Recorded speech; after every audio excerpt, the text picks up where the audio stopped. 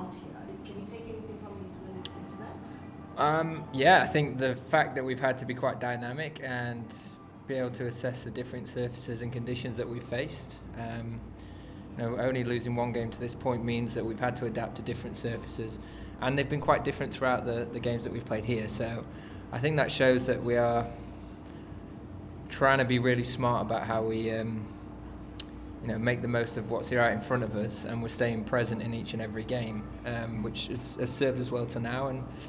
And when we've had the opportunity to play on something slightly flatter, we've recognised that pretty early and managed to go on and bar that Cape Town game. I've gone on to win the game. So I think obviously playing nicely. The good thing about the way we performed is we've not been heavily reliant on one player in both disciplines. It's been very much a team effort. Everyone's chipped in and played a part. And some of the guys, it's not always been pretty, but it's got us over the line. And I think taking your ego out of it and just getting the job done is sometimes a really important part of T20 cricket, especially on these kind of surfaces where it's not 200 plays 200. I'm pleased for everyone, pleased for all of the fans as well. The grounds have been full, we've had great support, and to be able to pay them back with a clean sweep at home is a really nice way to give back for everything they've done for us. Joe, you've been a star performer in this tournament, and you clearly seem to be enjoying it immensely, everything you're doing now, the batting, bowling, fielding. But of course England expects, and now you're going to turn your way one game and you're off. Is that going to be difficult to take up a picture and get back into three lines territory? I mean, as you mentioned, I've thoroughly enjoyed every minute of being here, both on and off the field. We've got a great group of lads who have welcomed me in brilliantly, made me feel a massive part of everything we've done, both on and off the field. And of course, I'll miss the latter stages of the tournament. But it's never hard to go back and play international cricket for your country.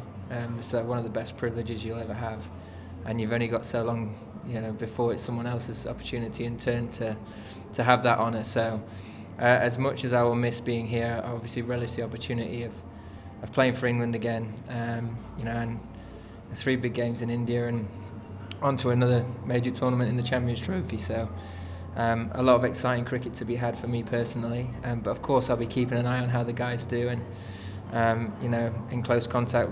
I think one of the great things about this is you can make friends for life, and you can meet people that you'd never come across before, and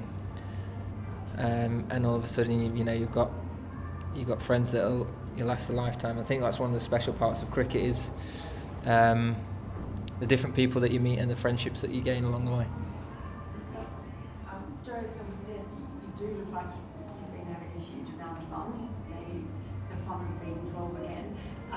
Yeah. But is this tournament, do you feel, put you in a good spot for those upcoming things like the Champions Trophy and stuff? Just you're in the runs, you've been bowling, you had a smile on your face the whole time. Yeah, it's just nice to play, and to get a lead in of cricket into a tournament like that is obviously can only be a good thing, especially when you've got confidence and you've played some good stuff and you're part of a winning team as well, and that sort of it can be quite contagious and infectious. So hopefully that's the case. Even moving to a completely different environment, different team, I'll clearly be in a good space getting out there, and I'm really looking forward to seeing everyone. There's a number of those guys that I've not seen for a good while. Of course, there's the Test boys, but the one-day lads, some really close friends in there, and to get in and amongst them will be great fun. So yeah, lots to look forward to. Just if I can ask about the bowling too, just that unusual thing, not this match, but to have 20 overs bowled of spin in a game. Just wondering how you sort of saw that whole match and how unusual that was.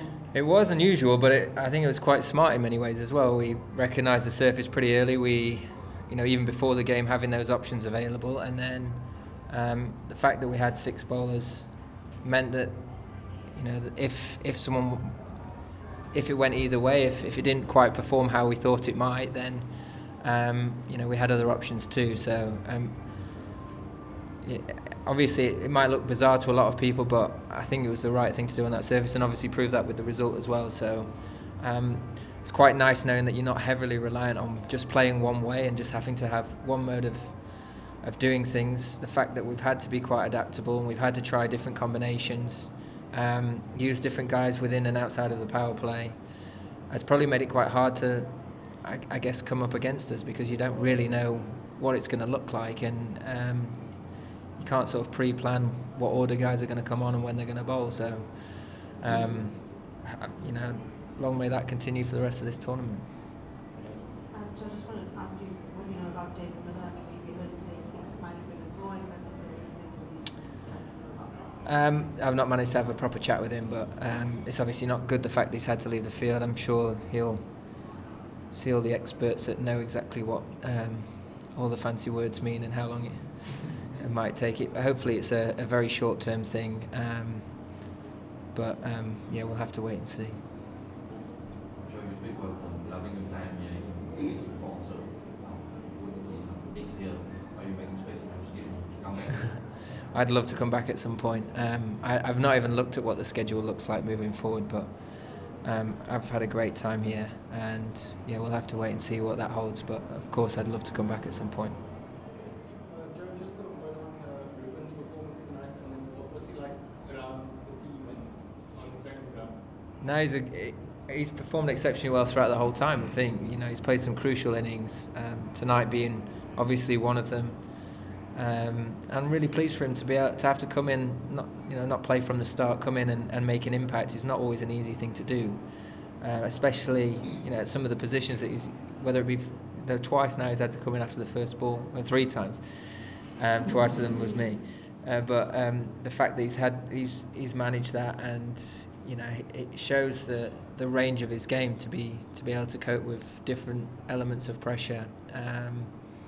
Weigh things up and then see it through, get us ahead of the game and into a strong position is great to see, and hopefully gives him a huge amount of confidence moving into the last stages of this tournament. He's great fun to be around. I've enjoyed his company. It was nice to share. It was his birthday yesterday, so it was nice to share that with him and his wife. As a team, we all had a team meal, which was really quite good that we could all get around him and celebrate with him, and nice way to celebrate himself, getting a match-winning score like he did tonight.